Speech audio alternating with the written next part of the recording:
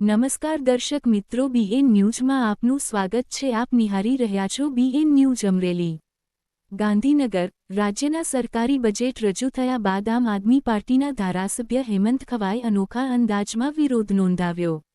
ધારાસભ્ય હેમંત ખવા ટ્રેક્ટર પર સવાર થઈને વિધાનસભા પહોંચ્યા હતા અને સરકારે રજૂ કરેલા બજેટ સામે પ્રતિકાત્મક રીતે વિરોધ વ્યક્ત કર્યો હતો। હેમંત ખવાએ આક્ષેપ કર્યો કે રાજ્યના બજેટમાં શહેર વિકાસ માટે મોટી જોગવાઈ કરવામાં આવી છે, જ્યારે ગામડા અને ખેડૂતો માટે પૂરતી વ્યવસ્થા કરવામાં આવી નથી। તેમણે કહ્યું કે શહેર અને ગામડાના બજેટ વચ્ચે સ્પષ્ટ તફાવત જોવા મળે છે। ખેડૂતો માટે કોઈ રાહત પેકેજ, સહાય યોજના કે ખાસ ફાળવણી કરવામાં આવી નથી, જે નિરાશાજનક છે, એમ તેમણે જણાવ્યું। ધારાસભ્ય ટ્રેક્ટર લઈને વિધાનસભા પહોંચતા સુરક્ષા કર્મચારીઓએ તેમને ગેટ નંબર 1 પર જ અટકાવી દીધા હતા। ટ્રેક્ટર સાથે પ્રવેશની મંજૂરી ન હોવાથી પોલીસ અને સુરક્ષા સ્ટાફે જરૂરી કાર્યવાહી કરી હતી। આ દરમિયાન સ્થળ પર થોડીવાર માટે ચર્ચા અને ગહમાગહમીનું વાતાવરણ સર્જાયું હતું।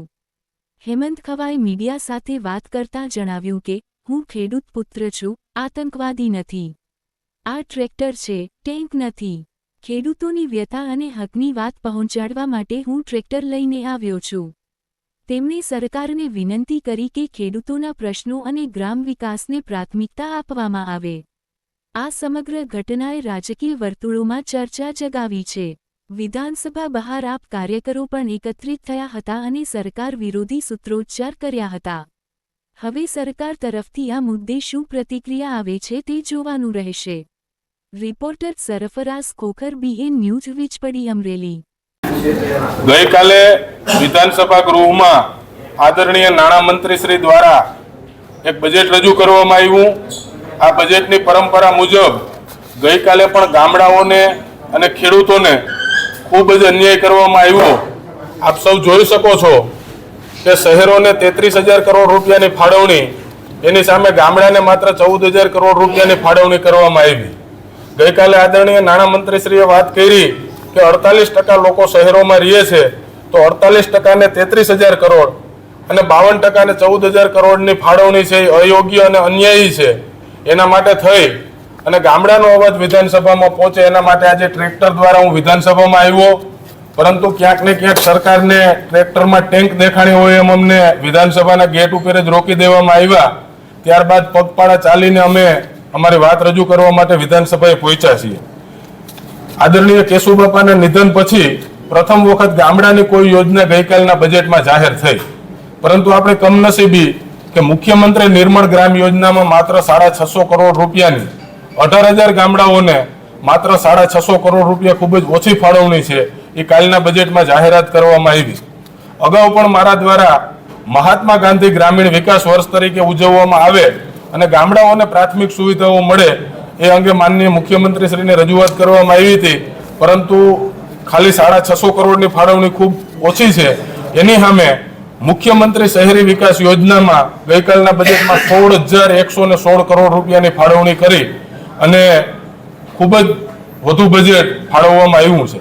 શહેરોનો વિકાસ થાય એમાં ક્યારેય વિરોધ ના હોઈ શકે, પરંતુ ગામડાના ભોગે, ખેડૂતના ભોગે શહેરોને વધુ બજેટ ફાળવવામાં આવે એ એકતરફી ન્યાય છે। તો આ અંગે સરકારનું ધ્યાન દોરવા માટે આજે અમે વિધાનસભામાં પણ રજૂઆત કરશું। એવી જ રીતે ખેડૂતોને પણ આ બજેટમાં ખૂબ મોટો અન્યાય થયો છે। એગ્રો પ્રોસેસિંગ યુનિટ સ્થાપવામાં સહાય આપવા માટે આ 4 લાખ કરોડના બજેટમાં ખેડૂતોને ભાગે માત્ર 16 કરોડ રૂપિયાની ફાળવણી ગઈકાલના બજેટમાં કરવામાં આવી।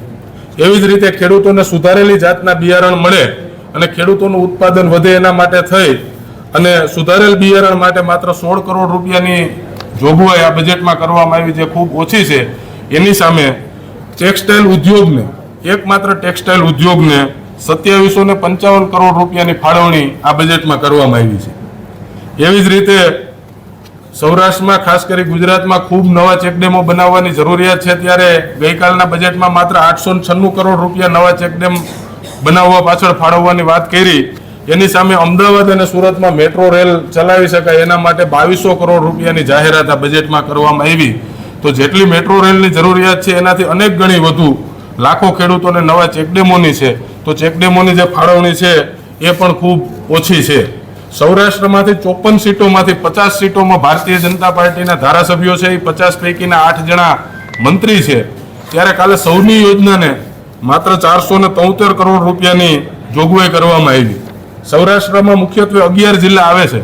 11 જિલ્લાને 473 કરોડની ફાળવણી અને અમદાવાદ એક જિલ્લાને કે જ્યાંથી આપણા મુખ્યમંત્રી શ્રી આવી રહ્યા છે, એ એક જિલ્લાને 600 કરોડ રૂપિયાની સિંચાઈની પાણીની કેનાલોનું નેટવર્ક બનાવવા માટેની જાહેરાત કરવામાં આવી. આમ સૌરાષ્ટ્રને, ખેડૂતોને અને ગામડાઓને આ બજેટમાં ખૂબ જ મોટા પાયે અન્યાય થયો છે, જે અંગે સરકારશ્રીનું ધ્યાન દોરવા માટે અમે વિધાનસભામાં અને રસ્તા પર પણ કાર્યક્રમો યોજી અને સરકારશ્રીનું ધ્યાન જાય અને આ બજેટમાં કંઈ સુધારો લઈ આવી ખેડૂતને, ગામડાને અને સૌરાષ્ટ્રને ન્યાય આપે એવી માંગ કરીએ છીએ.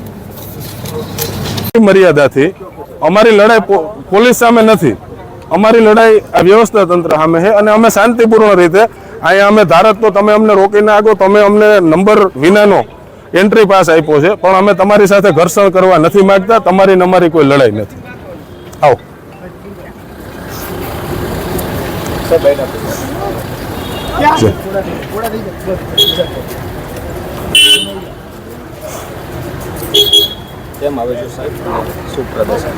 આજે ગુજરાતના ગામડાઓને અને ખેડૂતોને જે બજેટમાં અન્યાય કરવામાં આવ્યો છે એ અંગે સરકારશ્રીનું ધ્યાન દોરવા માટે ટ્રેક્ટર લઈને, અને એ પણ ખેડૂતોનું આત્મસન્માનનું પ્રતીક કહી શકાય, કારણ કે અને એ ટ્રેક્ટર પણ ખાલી છે, કે ગુજરાતના ખેડૂતોનું ટ્રેક્ટર આજે પણ ખાલી છે. એ સરકારને બતાવવા માટે ટ્રેક્ટર લઈને વિધાનસભામાં પ્રવેશ કરવાનું આયોજન હતું, પરંતુ સરકારને ક્યાંક ને ક્યાંક હવે ટ્રેક્ટરમાં ટેન્કો દેખાવા માંડી છે અને ખેડૂત એને આતંકવાદી લાગવા માંડ્યા છે. ત્યારે અમને ગેટ ઉપર જ રોકી દેવામાં આવ્યા અને ત્યાંથી અમે પગપાળા ચાલીને જે ગામડાઓને અને ખેડૂતોને અન્યાય થયો છે એનો અવાજ બુલંદ કરવા વિધાનસભા તરફ જઈ રહ્યા છીએ.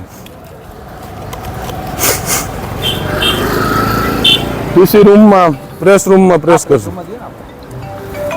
લાવો તો